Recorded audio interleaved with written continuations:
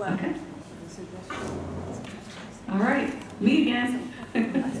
Thanks for sticking it out with us this afternoon. We've got some really interesting talks in this session. I'm going to lay the groundwork for what the current recommendations are for treatment, and then you'll hear about a couple of recent cases that are really interesting, and then hear a little bit more about some other stuff after that. So hang in there with us, have some potato chips, and we'll get going.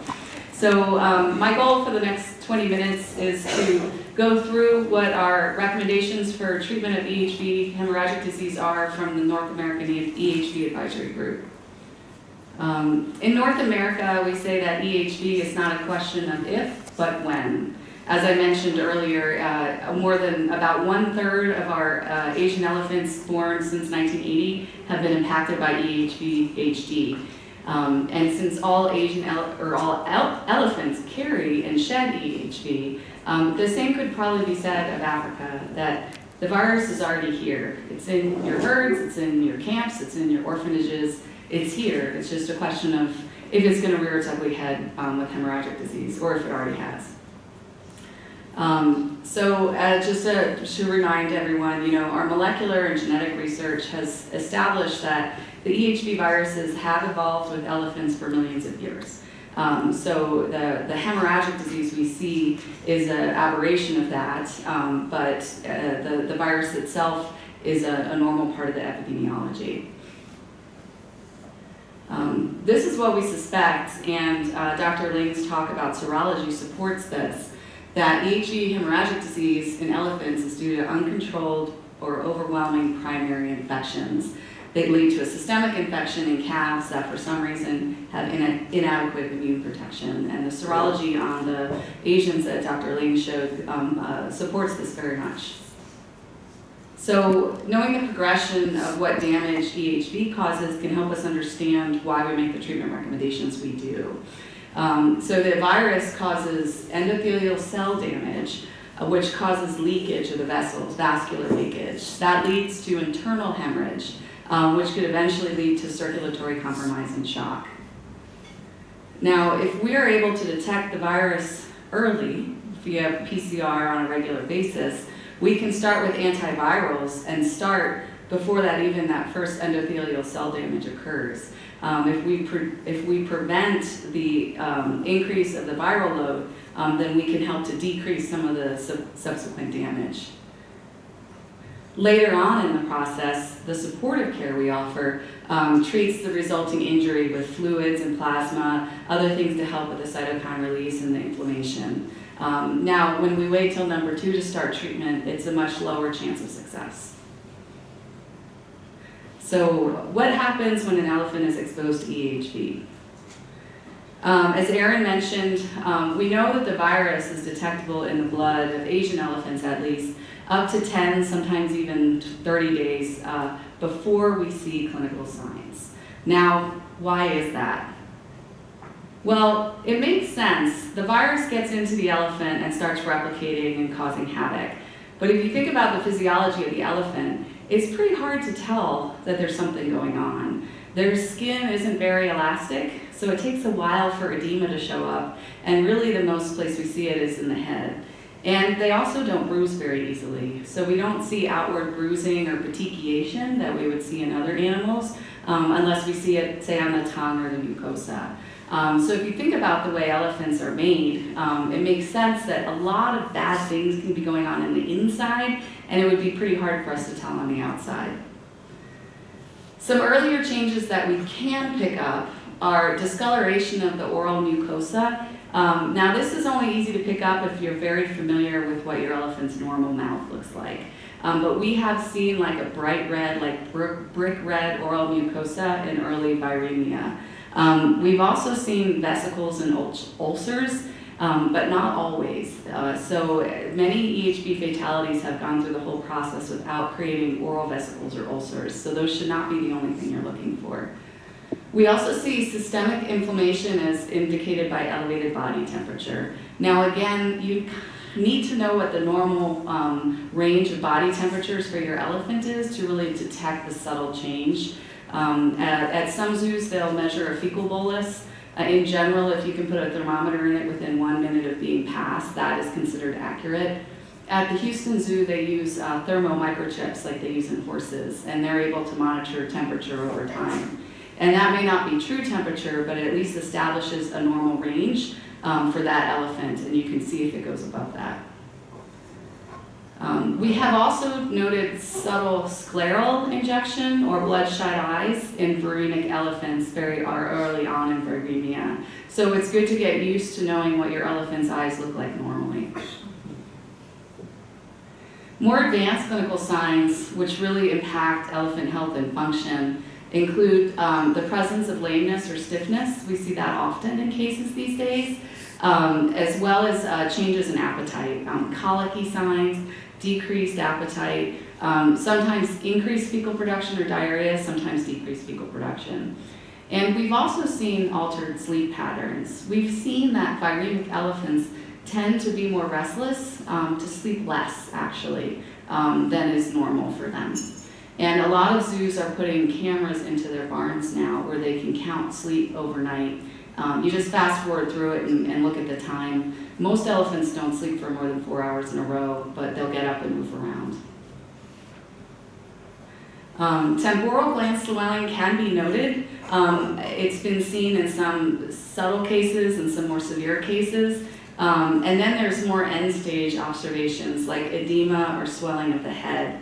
Now that can be hard to pick up if you're not familiar with the elephant's profile. So that's the kind of thing for us, the keepers would probably notice more than the vets would.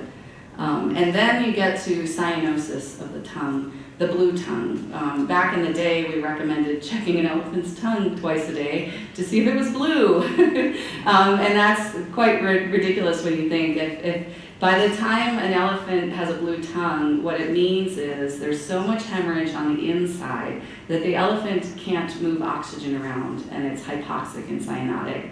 And it's probably cyanotic in other places too, but the tongue is really the only spot you can see. So by the time you're noticing a blue tongue, it's pretty on, far on in the disease process. There have been some elephants who have been brought back with the tongues that look like that, but it's definitely a worse prognosis. So sometime between 1 and 10, maybe 14 days, when the virus goes systemic, all of these things occur. And some of them you may see, some of them you may not. It depends on how closely you're watching your elephant and how familiar you are with what's normal. Early detection before you actually can tell these things are going on is the best bet to actually getting the elephant through a viremic hemorrhagic episode. So as we mentioned, as Aaron mentioned, the diagnosis for EEHV in a live animal is a blood sample. It's a whole blood sample submitted for EEHV PCR. Now, post-mortem, there are several ways to diagnose it. Gross lesions are helpful, and if you see them, it's great to take photos so that you could share them later. Formalin-fixed tissues for histopathology is a must. Ideally, PCR of tissues is important as well. To combine PCR and histopathology is really our gold standard for diagnosing it. And these tissues can be frozen or they can be put into a DNA preservative.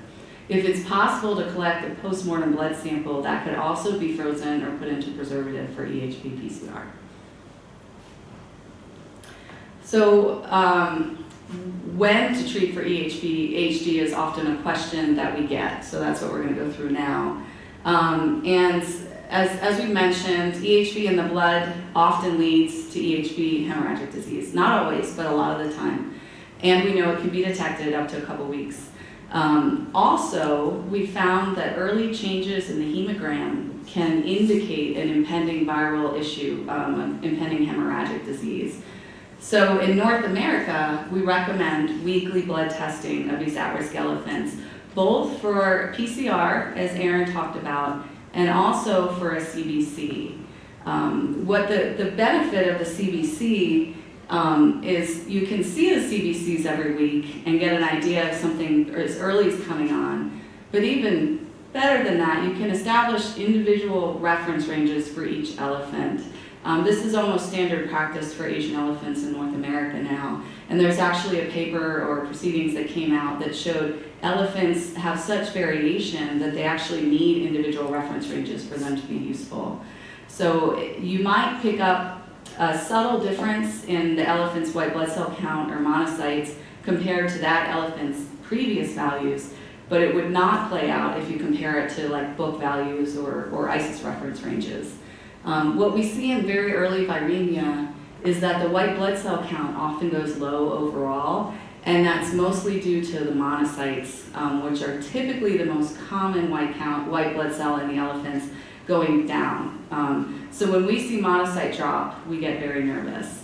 Additionally, platelets drop early on in the disease process and can continue to drop.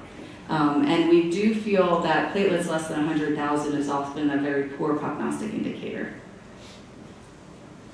So in North America, we talk about the trifecta for EEHV vigilance, CBC results, PCR results, and the clinical appearance of the elephant. And at many zoos, at Houston Zoo in particular, but many other zoos, every week those 3 results are gotten at the same day, and the veterinarians and the elephant team communicate to get everyone on the same page and see if there's anything that's of concern. Now, we recommend starting actual treatment for EEHV hemorrhagic disease if the qPCR level is above what we consider our comfort zone. And for Asian elephants, we've tagged that as about 5,000 viral genomes per mil. In general, in the earlier cases, we saw that clinical signs developed at 10,000 viral genomes per mil. But in clinical cases, these elephants can get up to 800, 900,000, or even over 1 million, like Aaron said. Not as important as the number is, it's how it changes. If we have any positive viremia, even if it's low, it's important to recheck that the next day or the day after, whenever you're able to get another sample. Because if the PCR viral load is climbing quickly, even if it's not up to 5,000, then that's a good reason to start treatment. And these two, you are treating an elephant based on a lab value, which is a very unique feeling to have a perfectly healthy looking elephant in front of you and to recommend treatment. But that's what we're telling you to do. Because if we wait till an elephant is clinically ill, then our chances of treatment and successful treatment go way down. Now, of course, if we have a clinically ill elephant in that age range, we assume it's herpes virus until proven otherwise, and most places will start antiviral treatment as they're waiting for the PCR result to come back. And that's a recommendation that we make in North America. So as Aaron mentioned, early aggressive treatment is the hallmark to successful treatment of EEHV hemorrhagic disease. And we actually recommend starting with rectal fluid therapy. The elephant rectum is an amazing organ, and it can absorb tons of fluids. Administering rectal fluids orally can really make the difference between an elephant that feels good enough that it might make it through without a lot of extra stuff, and an elephant that just tanks and stops eating or gets colicky. It can be given up to 4 times a day, maybe even more often than that. And it's very hard to do it incorrectly, and there's a very low chance of adverse effects. In most zoos in North America, it's done by the elephant keepers. It's not, veterinarians aren't required. The key thing, if you're using a hose, is to take the metal part off the end. And generally, you lube up a hose, stick it in the rectum, and let it flow until more water is coming out than is staying in. In an adult cow, it maybe takes 8 to 12 minutes, and in the calves, it might be 4 to 6 minutes. The key is that elephants are trained for this, or that there's some method to restrain them or perform standing sedation to do it. So rectal fluid therapy is a standard training requirement of most zoos in North America. But you don't have to be at a zoo in North America. This is Dr. Strem in Indonesia demonstrating you can do this just about anywhere. And this was actually not an EEHV case, it was a tetanus case. But the rectal fluids were a key part of helping this animal get through. The next step is antiviral therapy. Now, there is a PK study on famciclovir that recommends 15 mg per kg 3 times a day. Other antivirals have been used, including acyclovir and ganciclovir.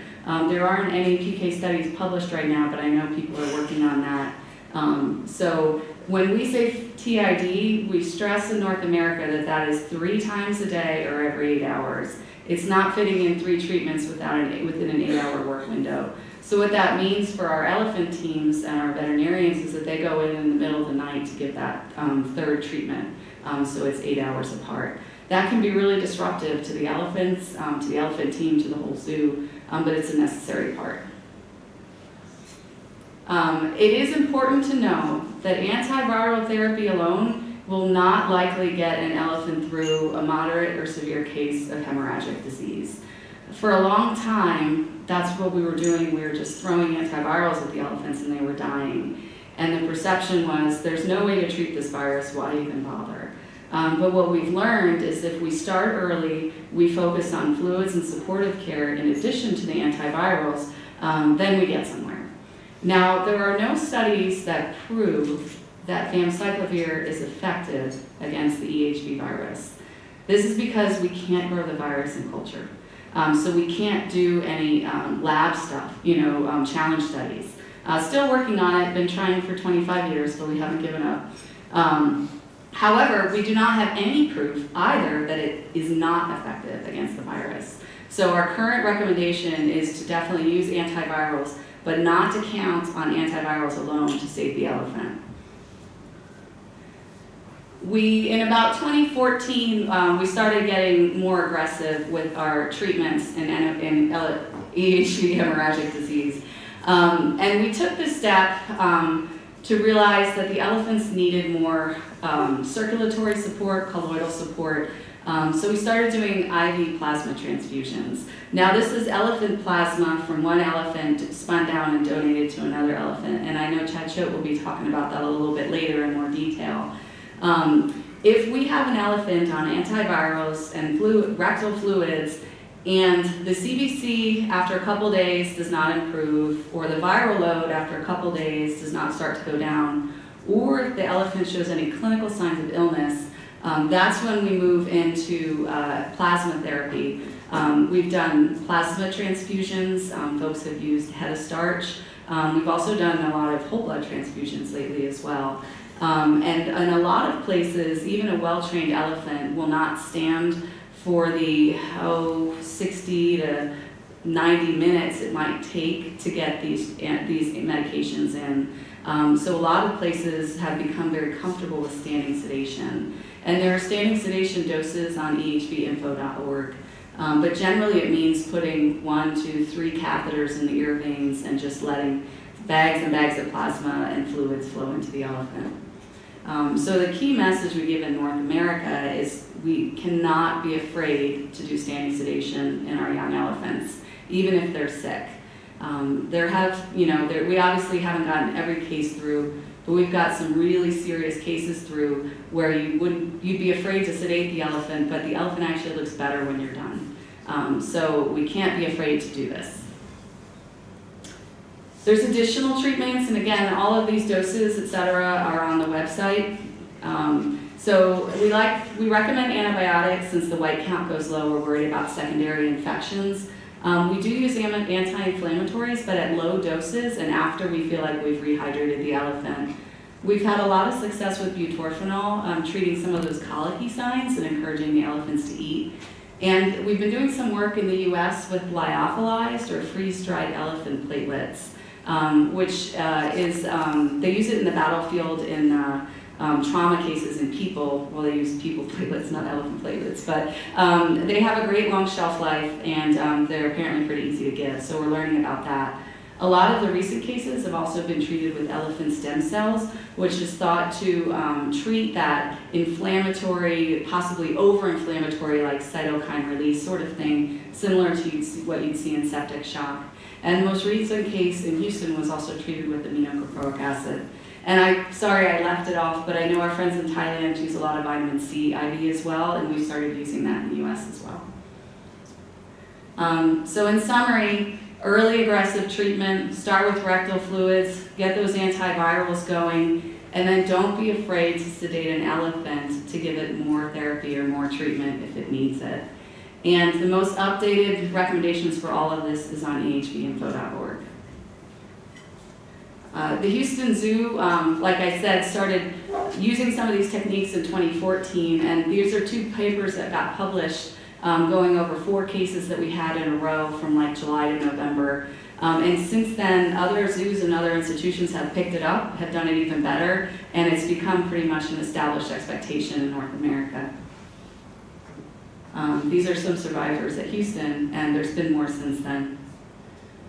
And then finally, around when we started coming up with this aggressive therapy was when we started partnering with our friends in Asia. And this elephant calf was one of the first survivors in Thailand for EEHV hemorrhagic disease. And they used protocols from the Houston Zoo and the EEHV advisory group to make that happen. So it's just a really good example of how our international collaborations and our ability to work together is not just helping elephants in North America or Europe, it's helping elephants all over the globe. And that's it. Thank you. Thank you. If you have questions, we'll answer.